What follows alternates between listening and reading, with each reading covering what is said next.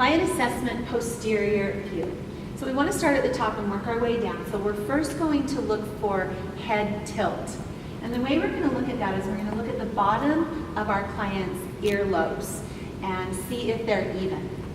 So it's pretty common for a person to have one earlobe slightly lower than the other. So if you want to look closely or zoom in, you can see that Amber's right earlobe is just slightly lower than the left. So that's going to be a clue that maybe there's an overdevelopment of strength on one side of the body or the other. The second thing we'll look at is the shoulder height, and we just want to get a visual. It's helpful to look at a line on the wall if you have that and just see if there's one shoulder that seems to be higher than the other shoulder. So just from my eyes, hers look pretty even. If anything, the right side might be slightly higher than the left side, which would match up with that right earlobe being a little bit lower, because that would show a little less space here in the neck.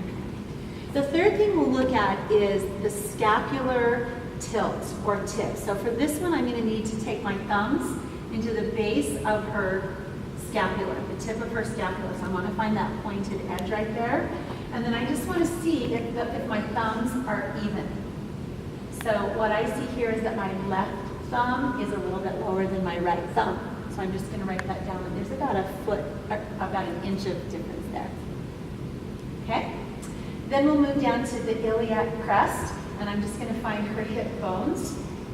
And I'm going to rest my fingers on the top of her hip bones, and it feels to me like her left is just slightly higher than her right. Okay?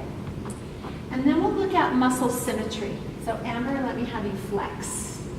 And Amber's just going to lift and lower her elbows like she's doing a lat pull down. And what we're looking for here is muscle development that's greater or lesser. So from my eye, I can see that this right shoulder looks a little bit more muscular than the left shoulder. I'm seeing some more muscle here. So I'm just going to make a note of that there's something going on here. Okay, good.